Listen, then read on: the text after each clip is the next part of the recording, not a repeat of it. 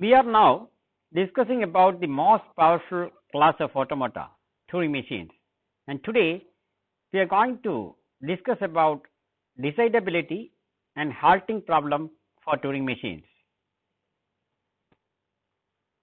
So, before we define decidability and halting problem, we can start with the discussion on Turing computability, which is a notion of computability proposed by Alan Turing. A mathematical function small f from a set A to a set B is said to be computable if there exists a Turing machine capital F, which when given with any element x on the set A will halt in the accept state T with f of x as the non-blank content of the tape. Simply, a mathematical function f is said to be computable if there exists a Turing machine which is able to produce the correct output f of x for all possible x.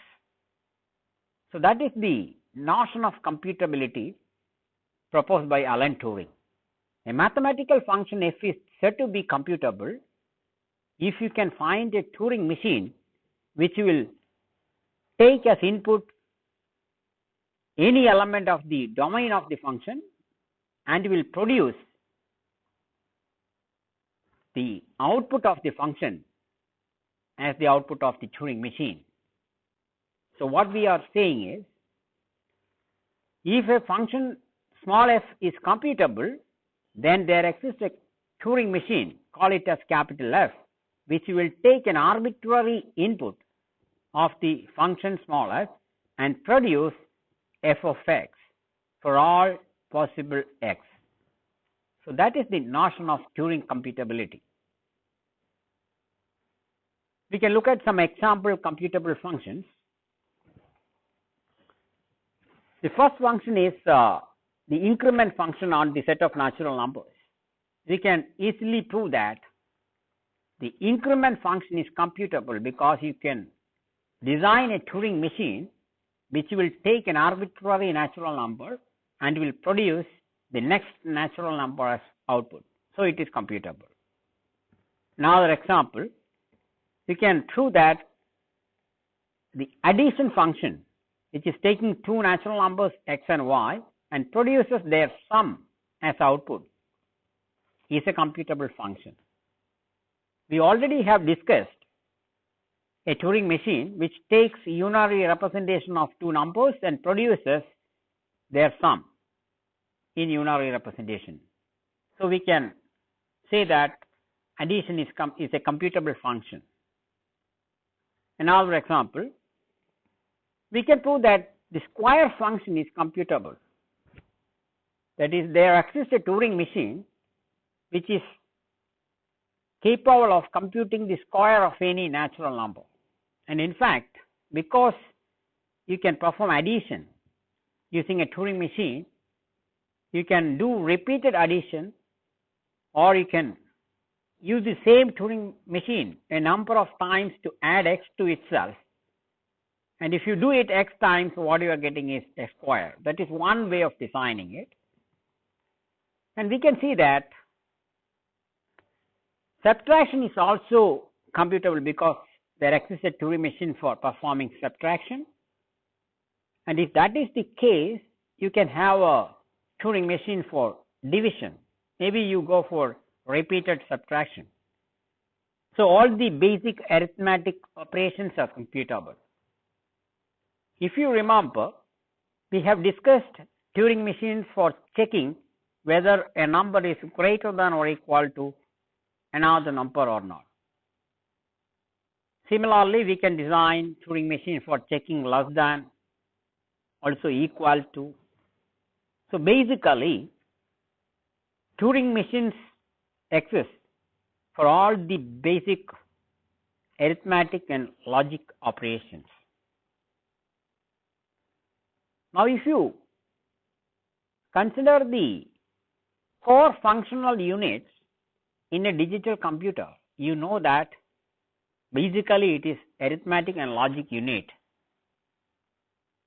where you have electronic circuits to perform the basic arithmetic and logic operations. And all the operations or functionality that a digital computer is providing is basically implemented using ALU. So along that line, here also you can see that a Turing machine is capable of performing all the basic arithmetic and logic operations, and that is why this notion of computability is said to be the right notion of computability. That is, if there exists a mechanical device or any other device which is capable of solving any problem, then a Turing machine can also solve that problem. So this is the notion of Turing computability. So given a function f, if we can find a Turing machine to compute the correct output for that function for any input, then that function is said to be computable. Now there are certain problems for which the output is either yes or no, and these kinds of problems are called decision problems, and in the class of decision problems, computability is also known as decidability. So please remember, decidability means computability only, but the term decidability is used when that function is having output either yes or no. If it is an yes or no type question, and if there exists a Turing machine to answer that question for a general problem, then that decision problem is said to be decidable. So if it is a general problem, then it is computability, and if it is a decision type problem, that is yes or no answer kind problems, then it is decidability. I hope the notion of computability or decidability is okay. Then we can proceed and we can recollect what a Turing machine can do on a given input. So given a Turing machine M and an input x to M, what are the possible outcomes from a Turing machine? This is the first case. Given an input x, from the initial configuration, the Turing machine is eventually getting into a configuration where the state is the accept state. This is case 1. In this case, we know that the input is said to be accepted if it is a language acceptor. And another case is, on the given input x, from the initial configuration, the Turing machine is eventually getting into a configuration where the state is R, which is the reject state. And these two cases are collectively known as the halting cases. That is, on a given input x, if the Turing machine is eventually getting into either the state T or the state R, then you can say that M halts on x. M is halting either on T or on R. And we saw that there may be one more possibility. It may not be always the case that the Turing machine is halting on an arbitrary input. And to recall the third one, consider the same example that we discussed before. Suppose you are in this configuration of a Turing machine M. The state is P, you are reading small a as the next input simple. And according to this transition, it demands you to change your state to Q, retain the symbol A, and move this tape head to the right cell in the tape. And if you apply this transition, you are changing your state to Q, retain the second symbol A as it is, and you move to the right cell. That's what you did. And now suppose here the transition that you have is this, which tells you if you are in state Q and you are reading small b, You change your state to P, you retain that simple B here, and you move to the left. You can see that if you apply, you are exactly getting back to this configuration.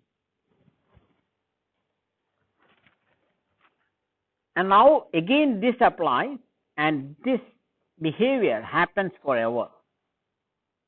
So these two moves happens forever, and now in this case you can say that M is looping on X. M is neither getting into T nor getting into the state R, but it loops on other states. And so basically these are the two different possibilities as outcome of a computation by Turing machine. On a given input X, the Turing machine may halt on X. The other possibility is the Turing machine may loop on X. And if this concept, whether it is halting or looping, is clear, now it is time for us to look at the definition of the halting problem. We can see what is halting problem. The problem statement is very simple. It is the problem of checking whether a Turing machine M halts on an input Y. So you are given with a Turing machine M and an input Y to M. And the question is to decide whether M halts on Y or not. Now the interesting question is this problem decidable? Meaning, is it possible to get a Turing machine to decide this problem? And what is the problem? The problem is the halting problem of the Turing machine. It is like a computer program which takes another program and runs that program. Here again it is a Turing machine which is halting or not. And if we want to prove that it is decidable, we want another Turing machine which takes M and Y as input and should say M halts on Y or not. And now suppose you have such a Turing machine, then you can say that it is decidable. That is, if there exists a Turing machine, say A, for solving the halting problem, then what would be that Turing machine? Now the interesting question is there exists a Turing machine? If it is there, then it is yes. We want to look at it. Can we have a Turing machine? If there exists one, it may look like this. A Turing machine is there, call it as A. It is taking an input string. What is it? The input string is this. And what is it? Two binary strings X and Y separated by a hash. And what is X? X is a binary encoding of a Turing machine MX. So here the naming convention is that if X is a binary string, the Turing machine represented by the binary string is X is represented as MX. MX means a Turing machine whose binary encoding is X. And Y is just a binary string which is an input to MX. And note that here MX is a Turing machine represented by a binary string X. So we are thinking about a Turing machine to solve the halting problem. So this is the input to the Turing machine, halting problem. And what is the input? A Turing machine represented by a binary string X, and you call that machine as MX, and an input Y to MX. And if there exists a Turing machine to tell us whether the halting is yes or no, this is the possible Turing machine which says yes, meaning MX halts on X, no, meaning MX loops on X. Does not halt means it is looping. Now, the question is, what is that Turing machine? Can you construct one? Now, the natural choice to try here is the universal Turing machine. Can you use universal Turing machine as A? Hope you remember the universal Turing machine which is taking a Turing machine and an input to the Turing machine, and which can do any one of these three cases, which can perform as any one of these. So, what the universal Turing machine is doing is, it will take the binary encoding x of a Turing machine mx and an input binary input y, and it runs mx on y. Basically what it is doing is just like a computer which takes a program to check primality and a number to check whether it is prime or not. What the computer is doing is, it will run the program for checking primality on the given input number. That is what it is doing. Similarly, here the universal Turing machine will take another Turing machine mx represented as a binary string x and an input y to mx, and then it runs mx on y. And suppose mx accepts y, then u accepts, and if mx rejects y, then u rejects, and if mx loops on y, then u also loops. This is what we learned in the last class. Hope you remember it. Otherwise, please refer to that class.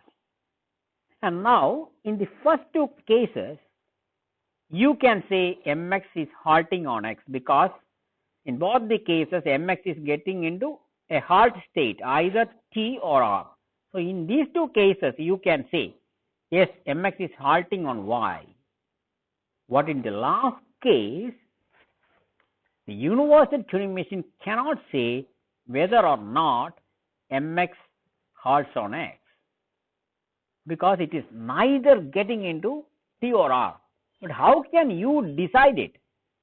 You can just keep on simulating the computation on y by the machine mx. It is simulating it for maybe for 1000 years. It is never getting into t or r, but it cannot stop and say it is looping, because maybe after 2 more years it will get into either t or r. It cannot say whether in the future the machine mx is going to halt or not, and that is the difficulty. And basic difficulty is this: if it is getting into t or r, is fine, you can say yes, it is halting. In the other case, when mx is actually looping, it cannot guess it. How can it guess? It can just keep on simulating it. Maybe it is doing it for some 1000 years, and within the 1000 years of simulation, the mx machine is not halting. It doesn't mean that it is not going to halt. Maybe after 5 more years it is going to halt. Who can tell us? Tell this, right? And that is the problem. So you cannot, the universal Turing machine, you cannot solve this problem. So we need some other mechanism. Anyway, because of the interest of time, we can directly see this theorem from Alan Turing, who proposed it in 1936. He proved that halting problem is undecidable, meaning no Turing machine exists for solving the halting problem. And we are going to discuss the proof, which is using the method of contradiction. So the method of contradiction will be applied to answer this question whether halting problem is decidable or not. And for the purpose of contradiction, assume that halting problem is decidable. The moment you assume this, you are actually assuming the existence of a Turing machine A, which is solving the halting problem. So what is the input to the halting problem? A Turing machine whose binary encoding is x, and the input y, which is a binary string to the Turing machine mx. And we are assuming that there exists a Turing machine which will tell us whether mx is halting on y or mx is looping on y. And we represent this outcome with h, meaning mx halt on x, and L meaning mx loops on y. Note that here mx represents the Turing machine m, represented by the binary string X. That is a notation. Mx means a Turing machine M which is represented in binary as X. X is a binary string. So, given an arbitrary input string X hash Y over the alphabet set 0 1 hash. Why is it 0 1 hash? Because two binary strings on 0 1 separated by a hash. And what is X? As we saw, X is a binary encoding of a Turing machine that we call as MX. And what is Y? Y is a binary input for the Turing machine M. And then see what the assumed Turing machine is telling us. And the assumed Turing machine halts and say the answer H when MX halts on Y. And the other possible answer is it halts and says L if MX is looping on Y. So, if the halting problem is decidable, that means there exists a Turing machine which is telling us whether MX is halting or looping on Y. This is exactly what we assume. And this is represented as S and this is represented as L. H means halting on Y, L means looping on Y. So, we need to prove that the assumption is a contradiction, and hence we can conclude that no Turing machine can exist for solving the halting problem. And to get the contradiction, now we can look at the behavior of the machine A if exists for all possible inputs. Not that an input is a binary pair separated by a hash symbol, one binary string, another binary string. The first one is an encoding of a Turing machine, and second one is just a binary input to this Turing machine. So, we just look at the behavior of that, and not that for this Turing machine the input is a pair X and Y, where X is a binary string and Y is another binary string. And what is this table? The columns of the table is numbered with all the binary strings. This is the binary string of length 0, length 1, length 2, likewise it goes. So, it is having infinitely many columns. We are showing only up to this, and the rows represents the Turing machines represented by the corresponding binary strings. M epsilon means a Turing machine which is represented in binary as epsilon. M100 means a Turing machine whose binary encoding is 100. Now, you may wonder whether this can represent a valid Turing machine or not. That we can manage. For each binary string X,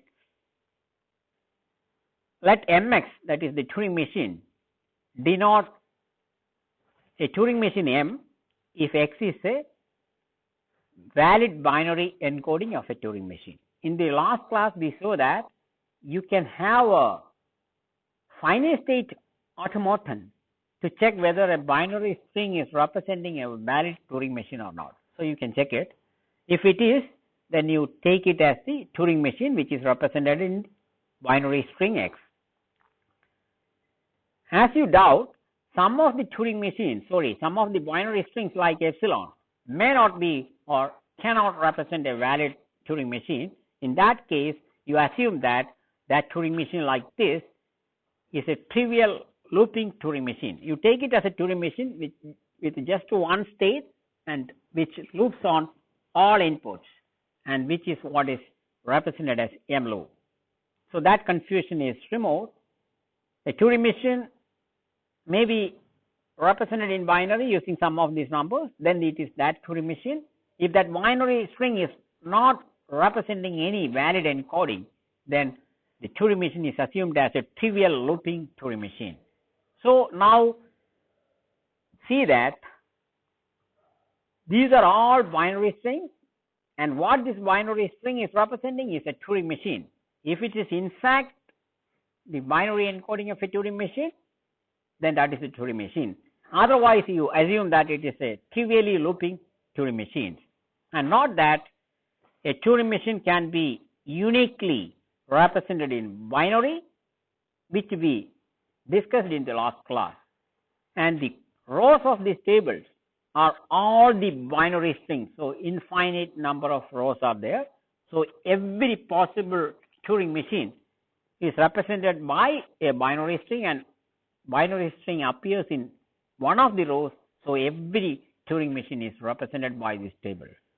So, again the rows are representing binary encodings of Turing machines, and the columns are representing input, which is just binary strings.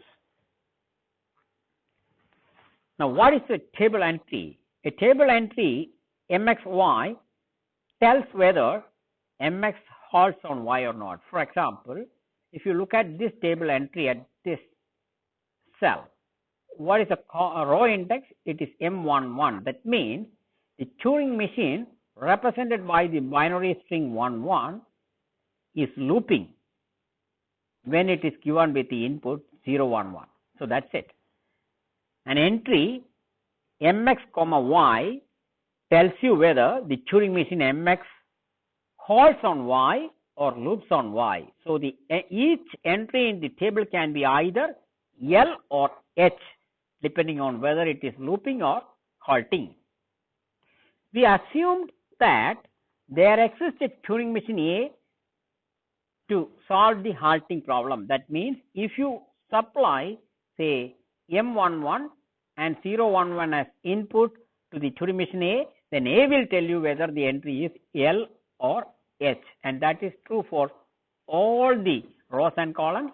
And what we have assumed is there exists a Turing machine to decide the values of the cells in this table. That is, whether a Turing machine represented by 011 is going to loop or halt on the input. 10 will be represented as the value here, and we assume that there exists a Turing machine A to decide the values of this table. And suppose you run A and you fill this infinite table like this. Definitely it is going to take infinite time, because it will never terminate, basically because it is going to be an infinite table. So, running this machine is a different practical issue, but theoretically, if there exists a Turing machine, it can fill the values of this table, and that is what we are discussing now. Now, we need to get the contradiction, and we are almost getting into that. So, hope you remember what this table is. The rows of this table is labeled with the Turing machines represented by the corresponding binary string. So, this row is for the binary string 011, and it is representing a Turing machine whose binary encoding is 011. If 011 is not a valid binary encoding, then we are assuming that this is a trivial Turing machine which loops on all inputs, just like this. And don't worry about H or L, I just filled it with some L or H, it doesn't matter.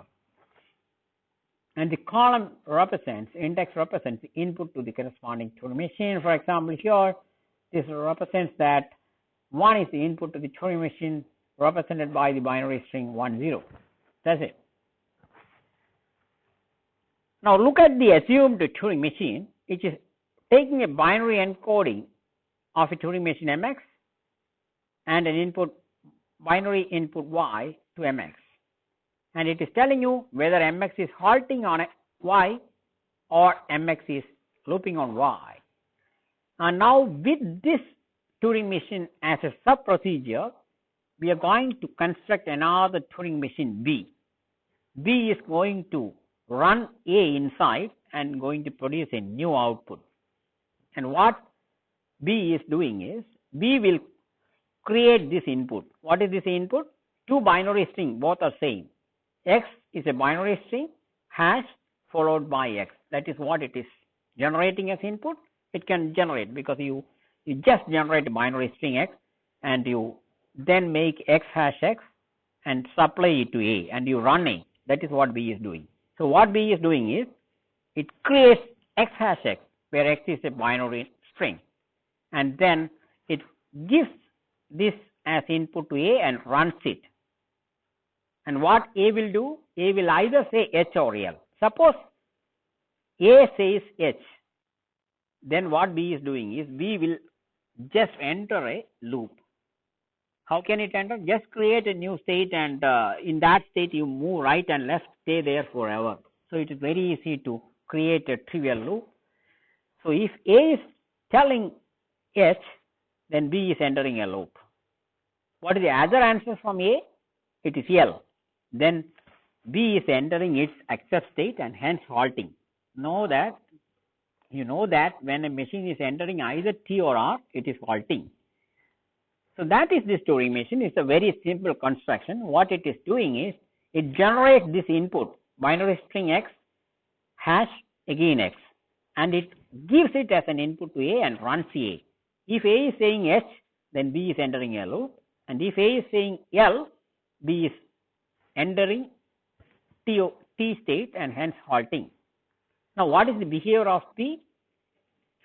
Suppose Mx halts on X, then A will say H, and in that case B is looping. So this is exactly what it is doing. The other case is, suppose Mx is looping on X, so A will say L, in that case B is halting. Why? Because B is entering the accept state, which is a halt state. So this is the behavior of B. Now note that this is a Turing machine, and the Turing machine must appear as one of the rows in the infinite table. Why? Because B must also have a binary encoding, and definitely that binary string appears here, and hence it must come as a row in this table.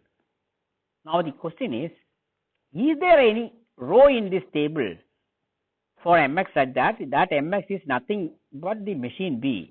Because B is a Turing machine, there must be a Turing machine or a row representing that Turing machine. So we are now asking that question, is it the case? And here is the contradiction. The answer is no. I will tell you why. Because you can see that if you look at these sequence of values, then the behavior of B differs from each row. If you look at any row, then from each row the behavior of B differs at least in the diagonal position.